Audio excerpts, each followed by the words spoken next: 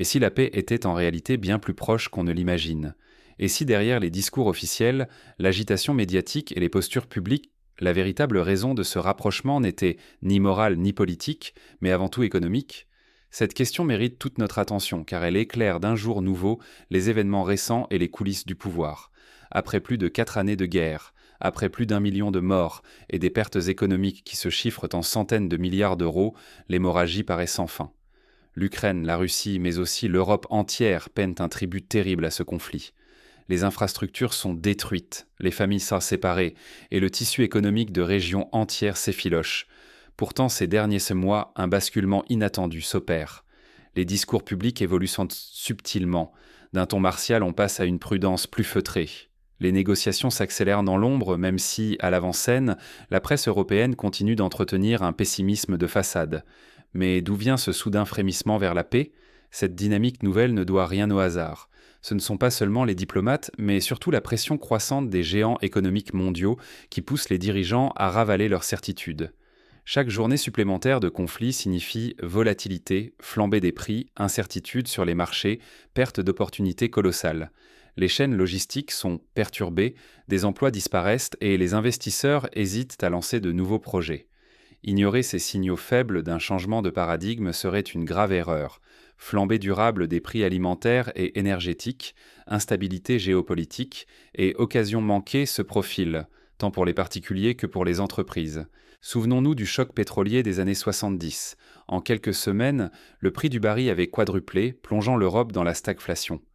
Aujourd'hui, le moindre missile frappant une raffinerie en mer Noire peut faire bondir les prix du gaz ou du blé, affectant chaque foyer, de Lisbonne à Varsovie.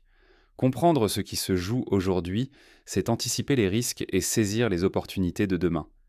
Qu'est-ce qui, concrètement, a changé dans les coulisses du pouvoir ces dernières semaines? Pour le comprendre, il faut remonter aux pressions inédites exercées par les marchés et les milieux d'affaires internationaux. Prenons l'exemple du secteur automobile européen, durement touché par la pénurie de métaux rares ukrainiens et russes. Plusieurs usines allemandes tournent au ralenti, rappelant la crise des semi-conducteurs. Des milliers d'emplois sont menacés et le coût d'une voiture neuve s'envole. Les syndicats, traditionnellement discrets sur la politique étrangère, multiplient les appels à la désescalade. C'est un signe qui ne trompe pas.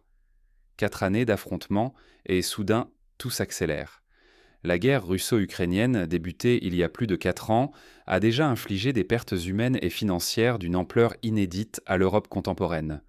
Pour mesurer l'ampleur du choc, rappelons que la Seconde Guerre mondiale, dans ses premières années, n'avait pas coûté autant en termes de PIB perdu pour les belligérants. Aujourd'hui, c'est la croissance de tout un continent qui est menacée. Chaque jour, la facture grimpe pour les États, les entreprises et chaque citoyen. Les prix des matières premières, de l'énergie, de la nourriture ne cessent d'augmenter, installant une fatigue économique généralisée. Certaines villes d'Europe centrale voient déjà les files d'attente s'allonger devant les banques alimentaires, tandis que les factures de chauffage battent des records. Derrière les chefs d'État, de puissants groupes industriels tirent les ficelles, privilégiant la stabilité et les profits à toute idéologie. Cette pression économique transparaît désormais dans les discours officiels. La rhétorique des deux camps se fait plus prudente, chaque formulation est pesée, chaque mot surveillé. L'Europe, elle, semble reléguée au second plan, incapable d'imposer sa vision.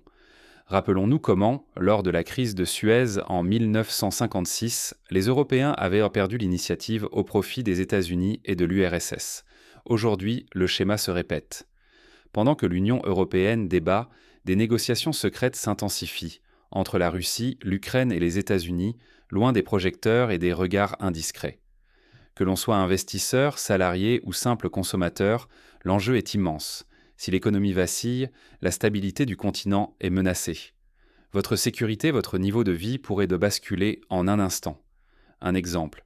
Lors de la crise grecque en 2010, l'incertitude sur les marchés avait suffi à faire grimper les taux d'intérêt et à précipiter des millions de personnes dans la précarité. Comprendre ce point de bascule est essentiel pour anticiper ce qui vient, car l'histoire ne repasse jamais 2 fois le même plat, mais elle rime souvent. Les signaux faibles de cette bascule se multiplient, mais restent difficiles à interpréter. Qui, réellement, tient les rênes du processus de paix? Derrière chaque table de négociation officielle, une bataille invisible se joue. Les ambitions politiques, les intérêts économiques et les calculs stratégiques s'entrechoquent dans l'ombre. Pour certains acteurs, la paix n'est pas une fin, mais un levier de chantage ou de marchandage, un outil façonné à leur avantage sur l'échiquier mondial. Prenons les attaques contre les infrastructures civiles. À chaque missile frappant un navire de céréales ou de pétrole, la planète retient son souffle. Un seul bateau touché, et c'est l'équivalent de millions de repas qui s'évanouissent, ou de milliers de foyers confrontés à une explosion de leur facture énergétique. Souvenons-nous de l'attaque sur les installations pétrolières saoudiennes en 2019. En 24 heures, le prix du baril avait bondi de 20%. La stabilité alimentaire mondiale tient à un fil, tandis que les prix à la consommation s'envolent sans prévenir. Du côté américain, la position devient double. Les États-Unis négocient désormais directement avec la Russie, parfois sans même inclure Volodymyr Zelensky. Ce choix alimente la suspicion quant à la légitimité du président ukrainien dans les discussions et révèle un basculement silencieux du pouvoir décisionnel. Rappelons-nous comment, lors des accords de Dayton en 1995, les États-Unis avaient dicté le tempo, reléguant les acteurs locaux au second plan. Washington défend ses propres priorités stratégiques, quitte à remodeler les alliances et à rebattre les cartes de la région. L'Europe, elle, semble reléguée au second plan, incapable de s'unir face à l'urgence. Sur le dossier brûlant de l'aide financière à l'Ukraine, les fractures s'élargissent de jour en jour. L'Italie met fin à son soutien économique, tandis que la Finlande prépare déjà sa population à accepter des sacrifices douloureux. Les capitales européennes peinent à dégager une stratégie commune. Cette désunion ouvre la porte à toutes les influences extérieures. On se souvient du sommet de Versailles en 2022, où, malgré les promesses d'unité, chaque capitale défendait finalement ses intérêts propres. Autre point de crispation, le sort des fonds russes gelés dans les banques européennes. Plusieurs dizaines de milliards d'euros sont en suspens, prêts à relancer l'économie ou, au contraire, à déclencher une crise inédite selon l'issue choisie. Pour chaque gouvernement, le dilemme est cruel. Trop de fermeté pourrait provoquer des représailles et accélérer la récession. Trop de concessions risquent de saper la confiance des marchés et d'entraîner une panique financière. L'histoire nous rappelle le précédent iranien. La libération partielle des fonds iraniens avait, en son temps, bouleversé les équilibres régionaux et mondiaux. Dans cette atmosphère électrique, un faux pas suffit à déclencher une flambée des prix, des pénuries ou une récession qui toucherait chaque foyer européen. Ce sont notre niveau de vie, notre sécurité et notre avenir qui se jouent bien au-delà des frontières du conflit. Un scénario comparable s'est joué lors de la crise financière de 2008. Un événement isolé, la chute de Lehman Brothers, avait mis à genoux l'économie mondiale en quelques semaines. Mais derrière ces calculs et ces tractations, une question demeure. À quel prix la paix sera-t-elle réellement obtenue et qui au final acceptera d'en payer le coût ? Cette interrogation n'est pas purement théorique, elle s'est posée lors de chaque grande négociation de paix, de Versailles en 1919 à Dayton en 1995. L'expérience montre que les compromis se font rarement sans douleur. Et si la paix, au lieu d'apporter la stabilité, introduisait de nouveaux déséquilibres ? Le conflit russo-ukrainien approche d'un point de bascule. Nul ne sait quelle direction prendra l'histoire, mais la Russie garde l'initiative, ajustant sa posture selon ses intérêts du moment. Cette flexibilité tactique rappelle celle de la Turquie au sortir de la Première Guerre mondiale, jonglant entre grandes puissances pour préserver ses intérêts. Les grandes puissances, qu'elles soient européennes, américaines ou émergentes, avancent leurs pions pour protéger d'abord leurs priorités économiques et stratégiques. Dans ce jeu complexe, l'Ukraine risque de devoir accepter des compromis presque impensables si une paix lui était imposée par le haut. Cela pourrait signifier l'abandon de certains territoires, la neutralisation militaire ou la limitation de ses ambitions européennes, un prix amer pour un peuple déjà brisé par plus de 4 années de guerre. Pourtant, l'absence de paix ne promet rien de meilleur. Si le conflit se prolonge, la situation économique en Europe pourrait se détériorer en quelques mois sans filet de sécurité crédible. Au sein de l'Union européenne, les divisions internes s'accentuent, la dépendance à l'aide américaine grandit et l'absence de solution pérenne mine la cohésion continentale. Souvenons-nous de la crise des Balkans dans les années 90. L'Europe désunie avait dû s'en remettre à l'OTAN pour imposer la paix. Pour les citoyens, cela se traduirait par une inflation persistante, des incertitudes sur l'emploi et une érosion du pouvoir d'achat. En Ukraine, même Volodymyr Zelensky assouplit peu à peu son discours sous la pression occidentale, laissant entendre une ouverture à des concessions jadis inacceptables. Ce glissement rappelle le tournant opéré par Nelson Mandela à la veille des négociations sur la fin de l'apartheid, où l'intransigeance avait laissé place au pragmatisme. Cette évolution révèle l'essentiel. La négociation ne porte plus sur la victoire ou la défaite, mais sur la survie politique et économique. Le risque d'un choc économique majeur guette. Si des attaques visaient les navires transportant pétrole ou céréales en mer Noire ou ailleurs, les conséquences seraient immédiates. Flambée des prix alimentaires et énergétiques, aggravation de la crise du coût de la vie et fragilisation d'innombrables entreprises à travers l'Europe. Un exemple, lors du blocage du canal de Suez par l'Ever Given en 2021, le monde entier avait souffert de ruptures d'approvisionnement en quelques jours. Peu importe l'issue, paix imposée, conflit prolongé ou crise économique, chaque scénario pèsera sur votre quotidien.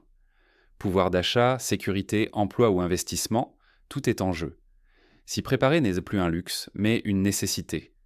Comme lors de la pandémie de 2020, ceux qui avaient anticipé les ruptures d'approvisionnement et la volatilité des prix ont su limiter les dégâts. Mais à quoi ressemblerait vraiment une paix imposée et qui aurait le dernier mot dans cette négociation sous tension ? C'est là que les choix des dirigeants et la voix des peuples pourraient tout influencer.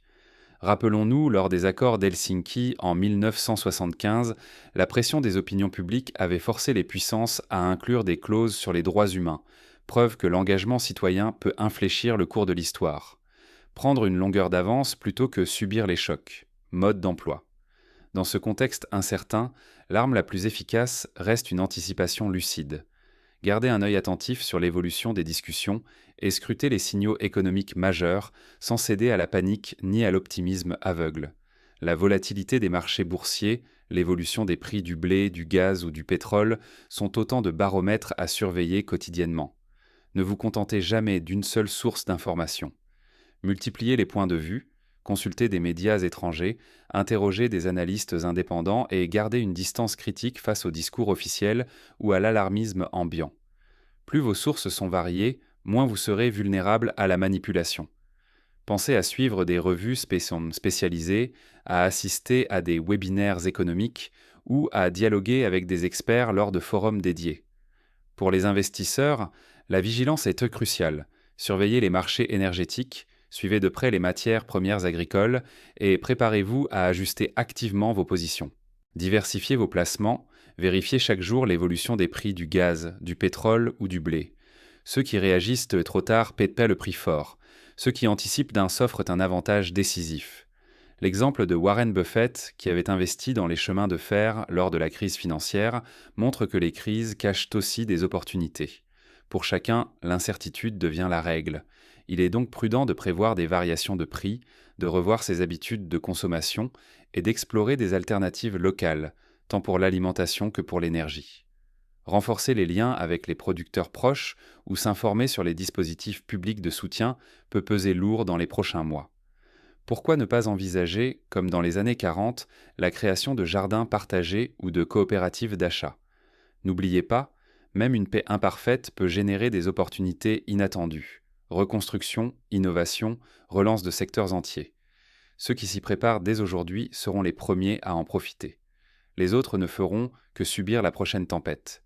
L'histoire de la reconstruction de l'Europe après 1945 montre à quel point les plus réactifs ont su tirer leur épingle du jeu.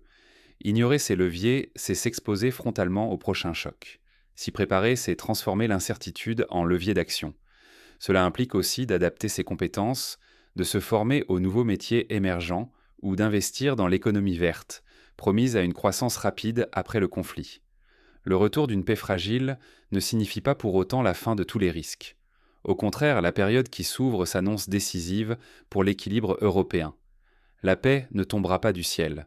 Elle sera une chance offerte à ceux qui savent regarder au-delà des discours officiels et des jeux de façade. Nous vivons une bascule. Après plus de 4 années de combats, de deuil insoutenables et de sommes astronomiques englouties, un frémissement nouveau traverse les chancelleries. Les rhétoriques guerrières s'adoucissent. Les intérêts économiques, longtemps tapis dans l'ombre, accélèrent le tempo. La nécessité de négocier devient presque palpable.